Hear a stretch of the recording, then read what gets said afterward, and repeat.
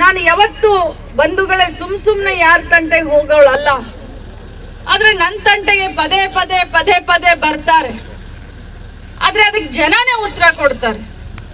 ನಾನು ಯಾವತ್ತೂ ಉತ್ತರ ಕೊಟ್ಟಿಲ್ಲ. ಆದ್ರೆ ನನ್ನನ್ನು ಪ್ರೀತಿ ಮಾಡುವಂತ, ನನಗೆ ಆಶೀರ್ವಾದ ಮಾಡುವಂತ ಜನನೇ ಅದಕ್ಕೆ ಉತ್ತರ ಕೊಡ್ತಾರೆ. ಇವತ್ತು ಬಹಳ ಆಸೆಯಿಂದ ನಿಮ್ಮೆಲ್ಲರ ಮೇಲಿನ ವಿಶ್ವಾಸ ಇಟ್ಕೊಂಡು ಇವತ್ತು ಅಕ್ಕ ತಂಗಿಯರ ಹಾಳಿಗೆ ಬಂದಿದ್ದೀನಿ. ನೀವು ನನ್ನ ಕೈ ಬಿಡೋದಿಲ್ಲ.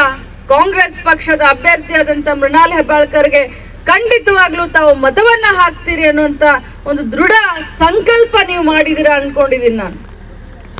ನಾನು ಏನೇನೋ ಮಾತಾಡಬೇಕು ಅಂತ ಇತ್ತು ಮನಸ್ಸಿನಲ್ಲಿ. ಆದ್ರೆ ನಿಮ್ಮೆಲ್ಲರನ್ನು ನೋಡಿ ಯಾಕೋ ಇವತ್ತು ಏನ್ ಮಾತಾಡ್ಲಿ ಏನ್ ಮಾತಾಡೋದ್ಬಾರ್ದು ಅನ್ನೋದೇ ಬರಕ್ ಆಗ್ತಾ ಇಲ್ಲ.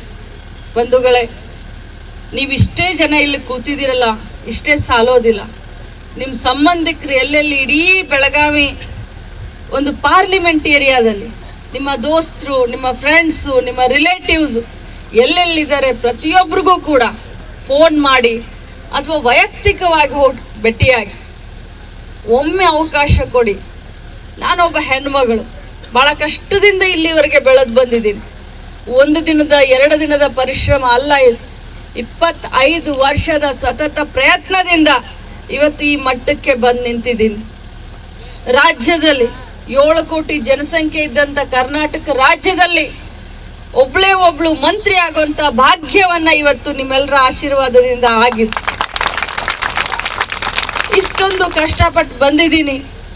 ನನಗೆ ಅಧಿಕಾರದ ಏನು ಅದರ ಕಷ್ಟ ಅನ್ನೋದು ಗೊತ್ತು. ಅದಕ್ಕೆ ಅಷ್ಟೊಂದು ಈಸಿಯಾಗಿ ನಿಮ್ಮ ವಿಶ್ವಾಸವನ್ನ ನಾನು ಕಳ್ಕೊಳ್ಳೋದಿಲ್ಲ.